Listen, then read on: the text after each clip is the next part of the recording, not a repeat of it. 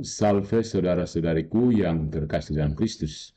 Mari kita melihat beberapa hal yang diberi judul tentang ekumenisme ya. Tentang ekumenisme terutama kejelasan antara Konsili Vatikan Kedua dan seruan paus-paus sebelumnya yang dalam pandangan pertama bisa saja dilihat sebagai suatu kontradiksi. Beberapa kejelasan tentang berdoa bersama orang-orang non-Katolik. Ekumene dalam arti berdoa bersama, Natal bersama, Paskah bersama. Apakah ada kontradiksi antara apa yang dikatakan Paus Pius ke-11 dan apa yang dikatakan Konsili Vatikan Kedua, atau apakah keduanya selaras tentang perihal berdoa bersama non-Katolik? Penting ya. Salah satu kritik terhadap Konsili Vatikan Kedua adalah bahwa bertentangan dengan ajaran magisterial sebelumnya tentang masalah berdoa dengan orang-orang non-Katolik. Misalnya, dokumen Concili Unitatis Redintegratio mengatakan seperti ini. Dalam keadaan tertentu, seperti doa untuk persatuan dan selama pertemuan ekumenis, diperbolehkan, memang diinginkan bahwa umat Katolik harus bergabung dalam doa dengan saudara-saudara mereka yang terpisah. Artikel 8. Tetapi dalam ensiklik Mortalium Animos yang ditulis hampir 40 tahun sebelumnya, Paus Pius ke-11 berkata seperti ini. Jelaslah mengapa tahta apostolik ini tidak pernah mengizinkan umatnya untuk mengambil bagian dalam sidang-sidang perkumpulan non-Katolik. Karena persatuan umat Kristiani hanya dapat dipromosikan dengan mempromosikan kembalinya kepada satu gereja Kristus yang sejati dari mereka yang terpisah darinya.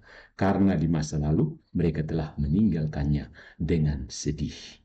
Artikel 10. Kunci untuk mengatasi perbedaan ini adalah membedakan antara komuni aktif dan komuni pasif.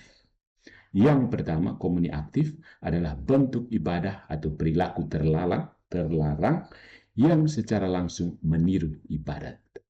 Ini memalukan karena melibatkan doa khas dari agama lain, seolah-olah seseorang mengaku setia pada iman yang lain itu.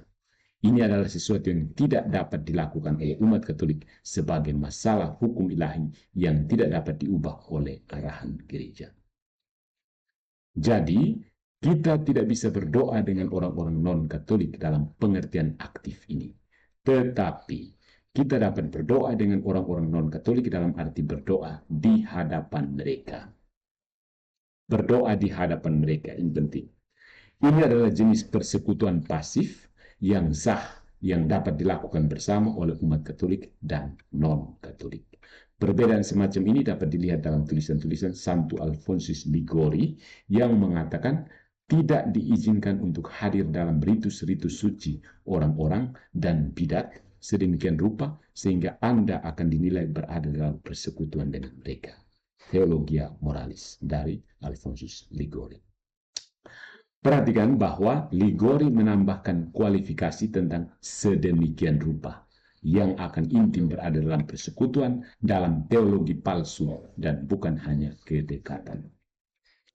Selain itu, ketika kita memeriksa konteks historis dari diskusi pra-Vatikan Kedua tentang berdoa dengan orang-orang non-Katolik, kita dapat melihat bahwa arahan-arahan tersebut tidak dimaksudkan untuk menjadi kecaman universal terhadap hubungan apapun dengan orang-orang non-Katolik dalam konteks agama. Misalnya, dalam Mortalium Animos, Pius ke-11 mengkritik orang-orang percaya karena menyebut diri mereka pan-Kristen. Pan-Kristen, ingat ya, pan artinya seluruh Kristen. Dengan alasan agar semua orang percaya dipersatukan menjadi satu gereja yang tidak terlihat. Nah ini, ekumenisme palsu. Ini bertentangan dengan fakta bahwa Kristus mendirikan satu gereja yang kelihatan dengan hierarki yang berotoritas dan berwibawa.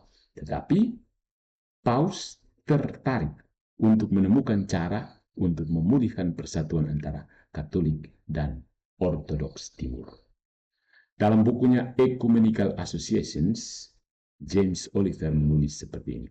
Banyak yang dilakukan oleh Pius ke-11 untuk hubungan yang lebih baik antara gereja Timur dan Latin.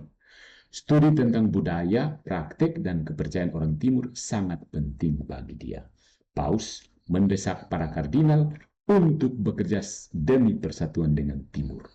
Dalam sebuah kiasan yang disampaikan kepada Federasi Katolik Universitas Italia pada tanggal 10 Januari 1927, Pius ke-11 mengatakan bahwa yang paling penting untuk reuni, persatuan kembali, adalah agar orang-orang saling mengenal dan saling mengasihi.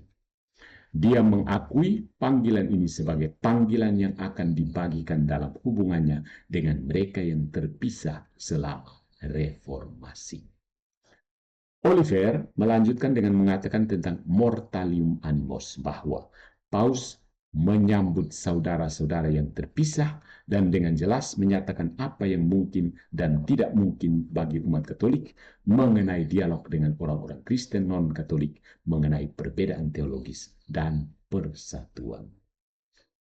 Pada tahun 1949, Kongregasi untuk Ajaran Iman juga merilis sebuah dokumen tentang ekumenisme yang menguraikan kapan itu pantas dan kapan tidak tepat.